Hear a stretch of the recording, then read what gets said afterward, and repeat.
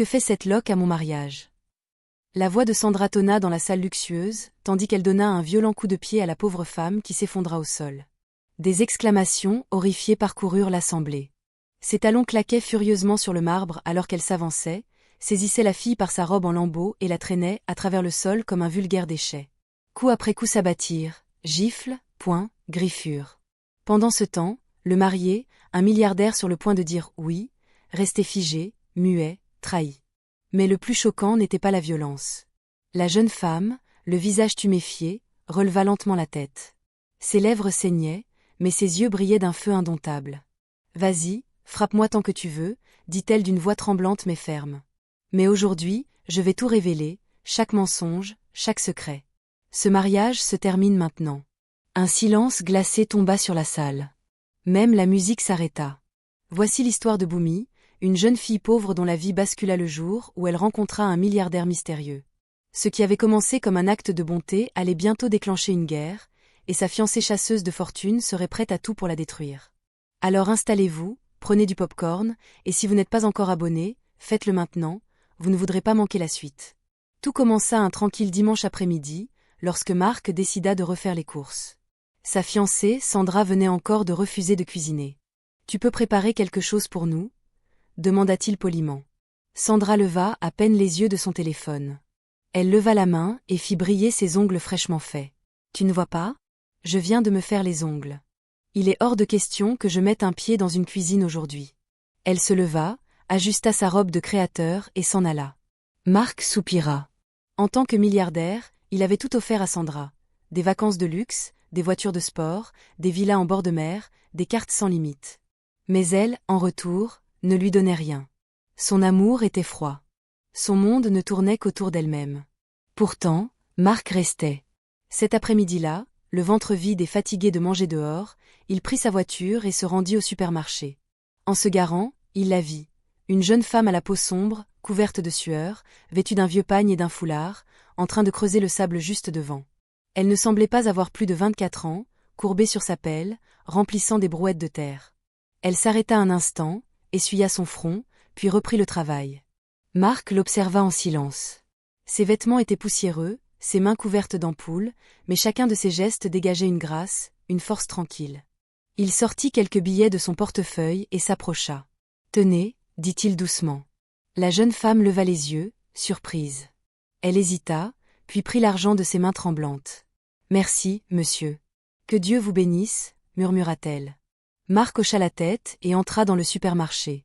Mais quelques minutes plus tard, il la vit de nouveau. Elle avait acheté un simple sachet d'eau et marchait dans le même rayon que lui. Leurs regards se croisèrent.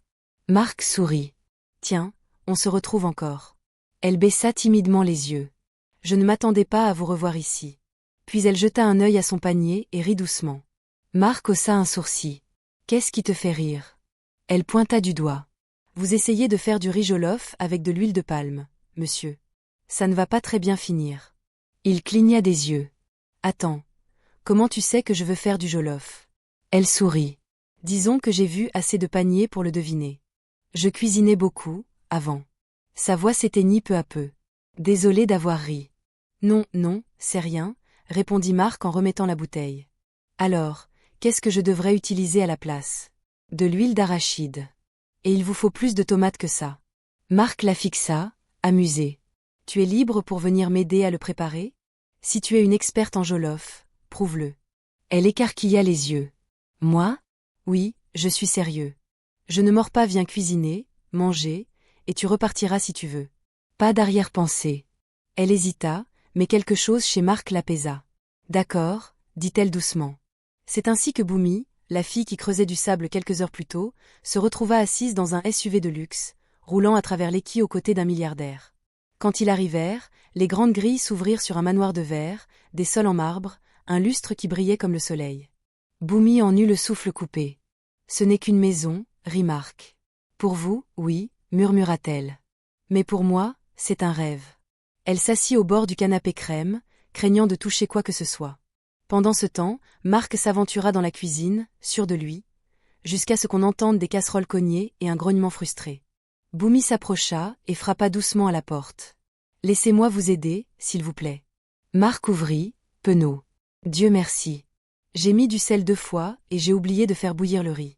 Elle prit les commandes avec aisance, laver, mixer, remuer.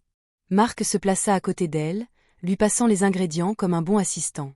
Ils rirent, échangèrent des regards, cuisinant ensemble comme 2 vieux amis. Mais soudain, clac, clac, clac. Le bruit des talons sur le carrelage. Sandra apparut telle une tempête, les yeux pleins de rage. « C'est qui, ça » hurla-t-elle.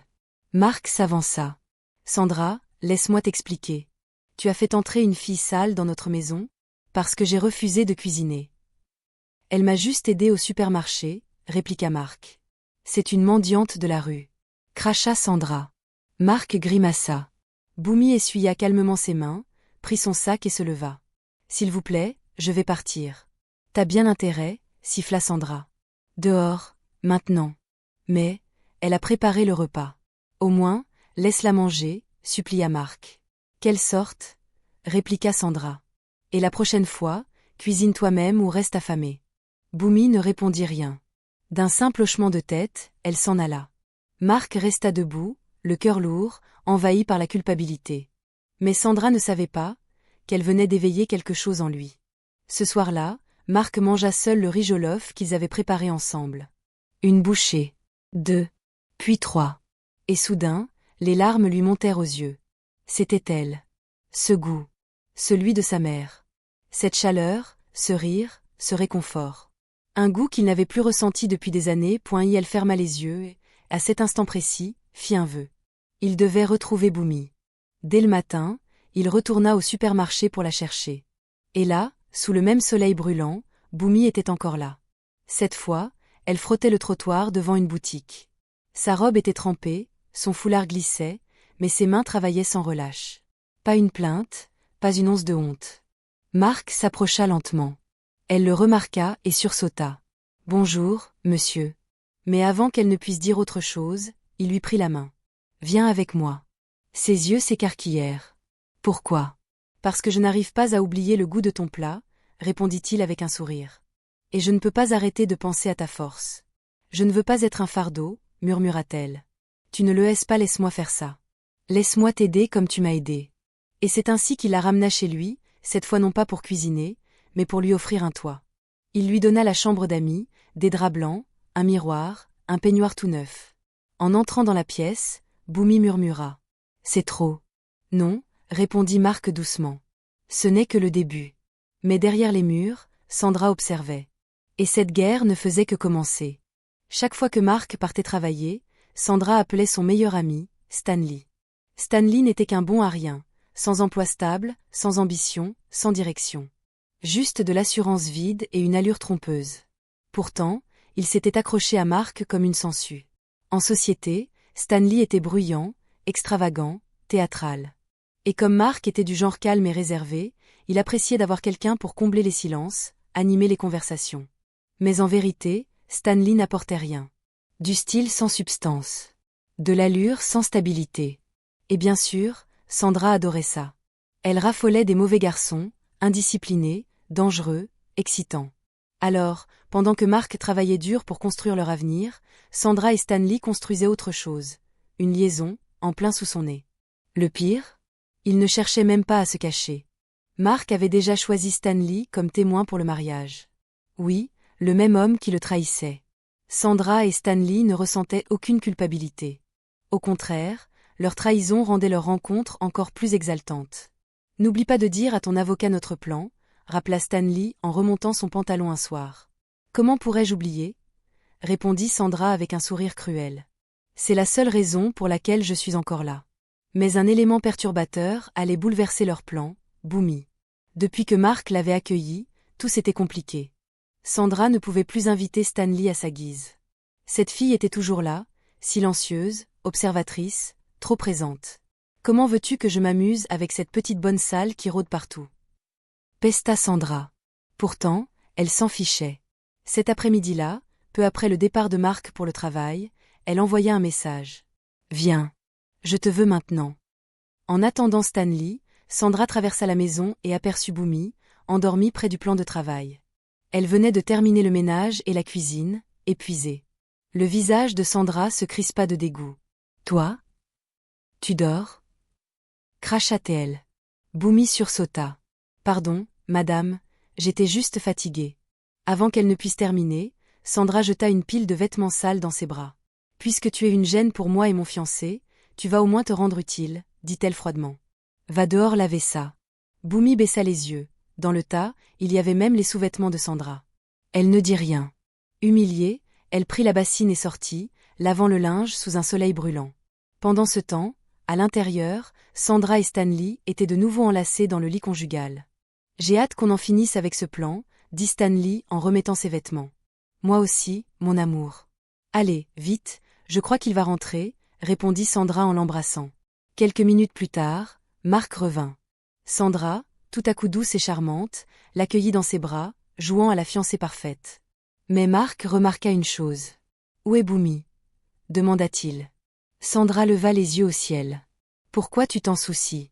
Je suis ta fiancée, concentre-toi sur moi. Marc l'ignora et chercha dans toute la maison, jusqu'à ce qu'il la trouve enfin dans le jardin, penchée sur une bassine, entourée de piles de vêtements, dont certains n'étaient même pas sales. Quoi? Sandra, tu es sérieuse là? Cria-t-il. Il y a une machine à laver dans cette maison. Pourquoi tu l'as fait laver dehors, sous ce soleil? Sandra haussa les épaules. C'est son travail. Marc la regarda, écœuré, puis partit sans un mot. Sandra se tourna vers Boumi, furieuse. Tout ça, c'est de ta faute. Cracha-t-elle avant de s'en aller. Mais Sandra ignorait que Boumi avait vu Stanley plus tôt. Elle avait entendu des bribes de conversation. Elle ne comprenait pas encore tout, mais une chose était claire, quelque chose de sombre se tramait. Et Boumi savait qu'elle devait rester vigilante. Elle commença à observer, à écouter, à enquêter discrètement. Un mois avant le mariage, les préparatifs battaient leur plein. Marc, toujours persuadé qu'il faisait le bon choix, engagea les meilleurs créateurs pour Sandra. Mais elle ne voulait pas d'élégance discrète. Elle voulait la robe de mariée la plus chère de la ville, un modèle sur mesure brodé de diamants, criant « Me voilà ». Tandis qu'elle visitait les lieux avec son équipe, Marc restait derrière, silencieux. « Bébé, c'est vraiment nécessaire ?» demanda-t-il. « On ne connaît même pas tant de monde. Pourquoi réserver le plus grand endroit ?» Sandra leva les yeux au ciel. « Je m'en fiche. Je le veux parce que c'est le plus cher. » Marc ne répondit rien. Mais en lui, quelque chose changeait, du doute, du dégoût, de la distance.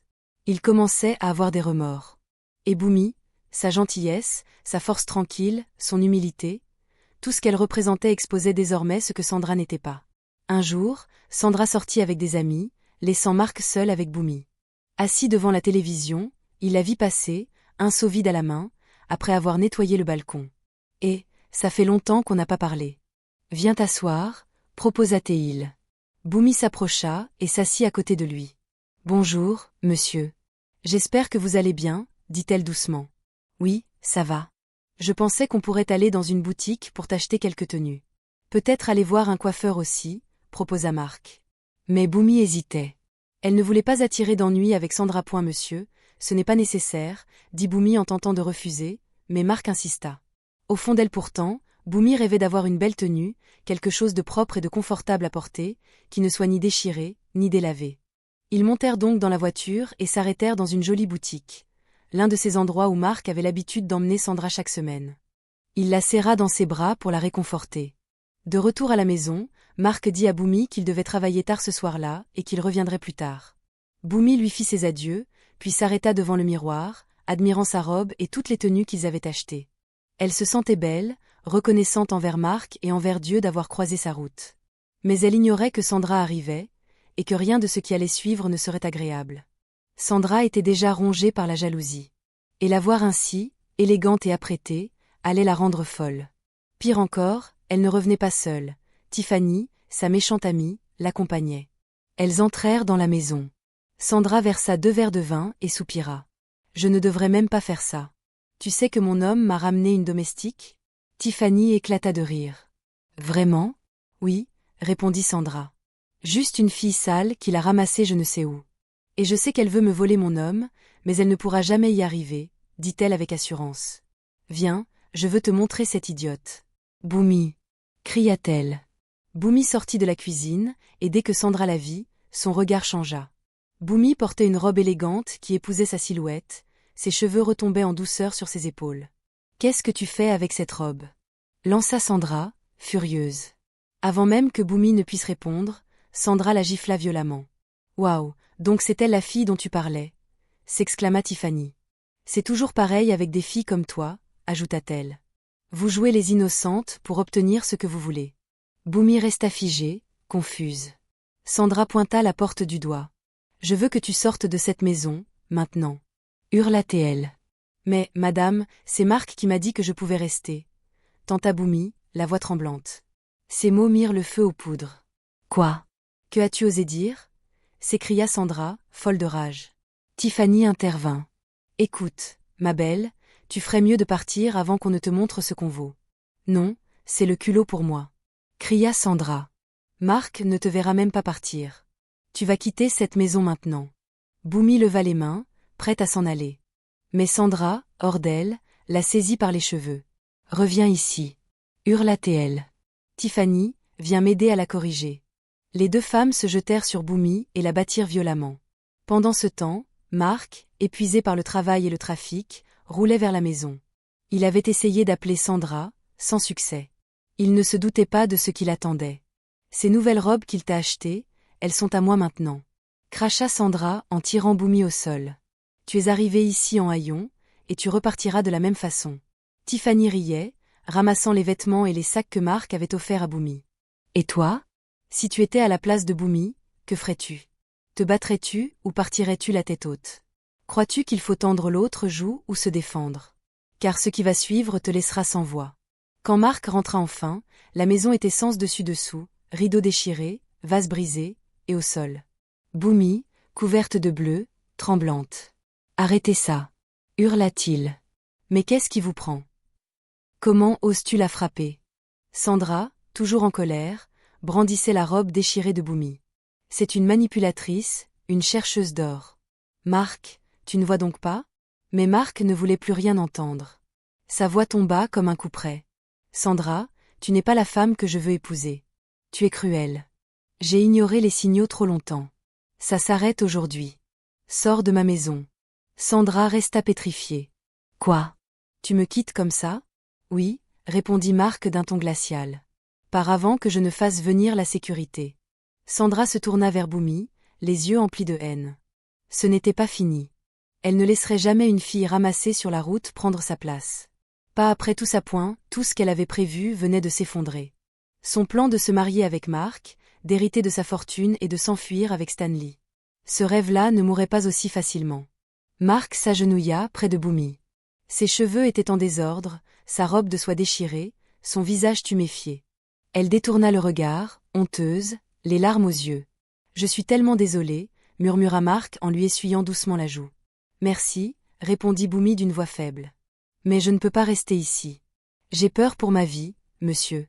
Je pense qu'il vaut mieux que je parte. » Marc se releva et la prit dans ses bras. « Elle est partie. Tu es en sécurité maintenant. Il n'y a plus que toi et moi. » Pour la première fois, Boumi se laissa aller contre lui. Elle se sentit vue, protégée, aimée. Et pourtant, aucun des deux ne savait que Sandra observait tout et qu'elle n'en avait pas fini. Sandra se précipita chez Stanley, en larmes. « Marc m'a mise dehors. » sanglota-t-elle. Stanley, sans emploi, rusé et dangereux, la serra contre lui. « Qu'est-ce qui s'est passé ? Qui t'a fait ça ? Marc ? Et cette fille, comment s'appelle-t-elle ? » Boumi, répondit Sandra. La rage de Stanley monta d'un coup. Ses veines saillaient sur son front. « Donc c'est cette gamine qui ruine nos plans ? Ce petit rat. Si Marc ne m'épouse pas, on n'aura jamais accès à sa fortune, » chuchota Sandra. Tout s'écroule. Stanley se leva, furieux, et fit les 100 pas. « Alors on élimine le problème, » déclara-t-il froidement. Il se rendit à Ojiba Market, un lieu sans foi ni loi, où régnaient les hommes prêts à tout pour de l'argent. « Mon gars ! Mon gars !» l'interpellèrent-ils en le voyant arriver. « Longtemps, patron !» lança l'un d'eux. « J'ai un petit boulot pour vous, » répondit Stanley. « Une fille a dépassé les bornes. Il faut la faire disparaître. » Ils hochèrent la tête. Ils avaient compris. Ce n'était pas une question d'argent, mais de pouvoir, de respect.